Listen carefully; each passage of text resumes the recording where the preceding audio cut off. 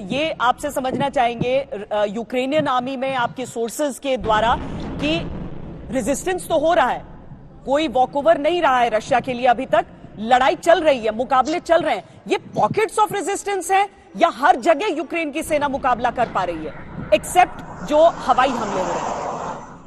देखिए श्वेता, यूक्रेन कोई लीबिया या सीरिया नहीं है। ये बहुत बड़ा मुल्क है, यूरोप का सबसे बड़ा मुल्क है जनसंख्या के हिसाब से, और इसके पास 2 लाख की स्टैंडिंग आर्मी है, प्लस रिजर्व्स हैं और काफी साजो सामान है।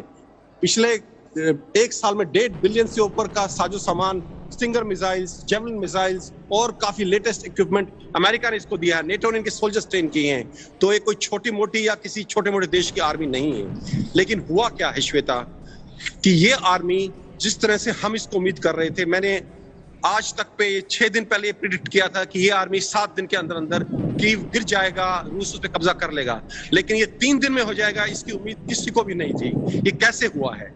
मैं आपको, अगर आप मेरी पहली बात पे जाएं, साइकोलॉजिकल वॉरफेयर। पुतिन ने अपने पहले एड्रेस में बोला था, यूक्रेनियन सोल्जर्स को एड्रेस किया था कि आप हथियार डाल दें, घर वापस चले जाएं, हम आपको नुकसान नहीं पहुंचाना चाहते। और ऐसा हुआ है, ऐसा हुआ है। नहीं तो आपको कैसे लगता है कि 2 लाख की सेना है और हर, चाहे वो ओडेसा से हो, चाहे वो क्रीमिया से हो, चाहे डोनबास से हो, चाहे बेलारूस से हो, जहां से भी रशियन आर्मी ग्राउंड पे एडवांस की है, उन्हें कोई खास रेजिस्टेंस का सामना नहीं करना पड़ा है। वो चेरनोबिल पहुंच गए, और जो कि कीव के बहुत नजदीक है, और कोई लड़ाई नहीं हुई वहां तक। तो कहीं ना कहीं ये जो साइकोलॉजिकल वॉरफेयर जो रशिया ने लॉन्च किया है, वो सक्सेसफुल होता दिख रहा है। श्वेता। राजेश, जनरल बिशंबर दयाल आपसे एक सवाल पूछना चाहते हैं। राजेश जी, जैसे आपने बताया कि जो रशियंस हैं वो सिविलियन ड्रेस में मिलिशिया के तौर पे यूक्रेन वगैरह में, कीव वगैरह में फैल चुके हैं पहले से, तो मैं सवाल पूछ रहा हूं आपसे कि जो स्टेपन बेंडर के जो न्यू नाजीज जिनकी पुतिन बात कर रहे हैं, उनके भी काफी ट्रेंड हार्डकोर न्यू नाजीज जो कि एंटी रशिया हैं, वो यूक्रेन में हैं। क्या उनका कहीं प्रभाव दिखा? क्योंकि वो लड़ेंगे आखिर तक, वो बिल्कुल एंटी रशिया हैं और वो अर्बन वॉरफेयर में बिल्कुल ट्रेंड हैं। तो उनका कहीं आपको प्रेजेंस, उनकी कहीं यूक्रेनियन फौज के जिन कर्नल साहब हैं, वो ऐसी कोई बात उनके बारे में कर रहे हैं?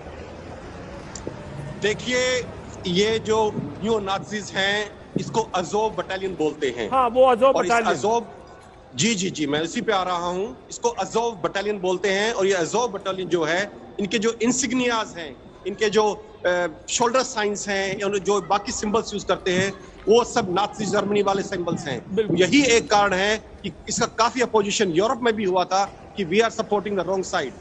जहां तक इनकी लड़ने की एबिलिटी है, डोनबास में पिछले 8 साल से ये अजोव बटालियन काफी सक्रिय रही है, और ये मिलिशिया लगातार यूक्रेन आर्मी के साथ मिलके डोनबास में जो ये रशियन मिलिशिया था उसके साथ लड़ाई कर रहा था। अभी हम प्रेजेंट हालात पे आते हैं। यहाँ, जैसा मैंने बोला, यहाँ की एक बड़ी पेक्युलर सिचुएशन है। यहाँ पर पॉपुलेशन बटी हुई है। यहाँ पर लगभग 60 से 70% पॉपुलेशन ऐसी है जो या तो लड़ाई बिल्कुल नहीं चाहती या रूस को सपोर्ट करती है, स्पेशली पूर्वी यूक्रेन में और सदर्न यूक्रेन में। आप देखें, ओडेसा पे बिना किसी रेजिस्टेंस के, बिना किसी फाइटिंग के रूस ने कब्जा कर लिया है। ओडेसा सबसे बड़ा पोर्ट सिटी है यूक्रेन का। क्यों? क्योंकि वहां 90% पॉपुलेशन जो है वो रूसी है।